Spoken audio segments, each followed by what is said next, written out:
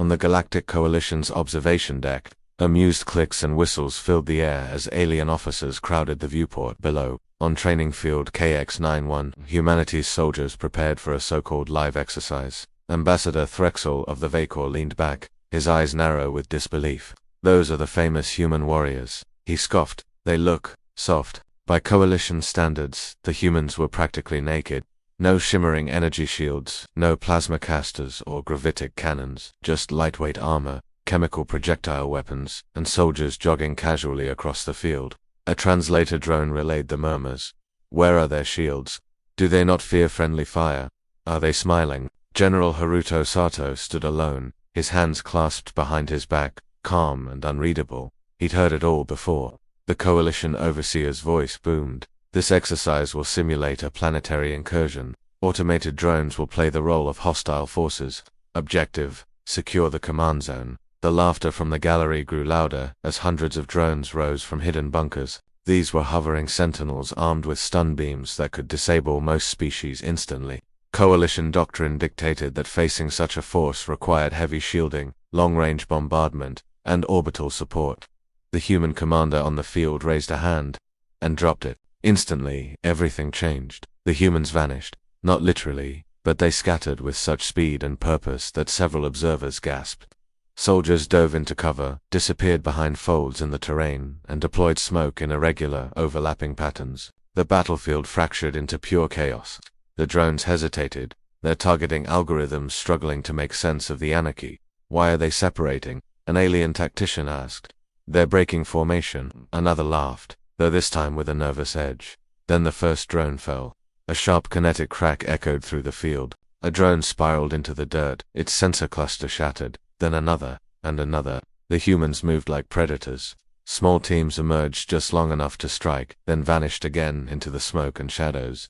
They communicated with brief hand signals, taps on their helmets, and encrypted clicks over short-range channels.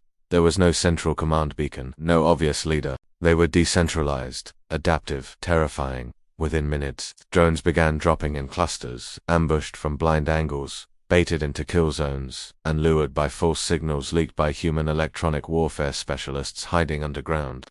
One Coalition general leaned forward, his voice a low whisper.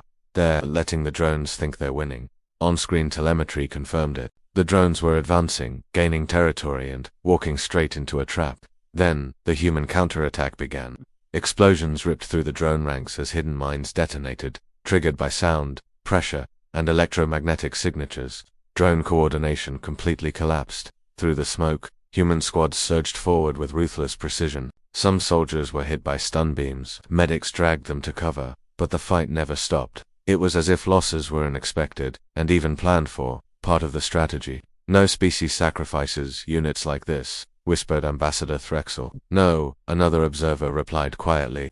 "They assume they will lose some, and train accordingly." In the final phase, the drones unleashed their ultimate response, a simulated orbital strike countdown. According to Coalition doctrine, the only logical response was an immediate withdrawal, but the humans didn't retreat. They sprinted toward the command zone. A squad breached the final bunker under the simulated bombardment. One soldier fell to shield another, who completed the objective with only seconds to spare.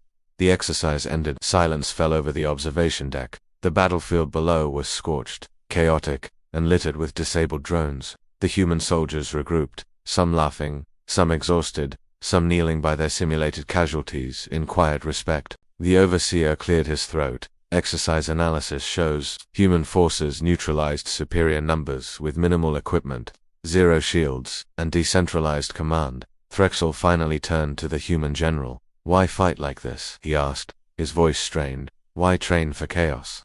General Sato faced him, his expression calm. "Because," he said, "the enemy never fights fair. And if everything goes according to plan, it means we planned too little." The Coalition officers no longer laughed. They watched the humans leave the field, muddy, bruised, and unshattered. And in that moment they understood. Humans didn't rely on technology to survive war. They relied on each other. And that, the galaxy was just beginning to realize, was far more dangerous. Thanks for watching. If you enjoyed this story, be sure to hit that like button and subscribe for more. See you next time.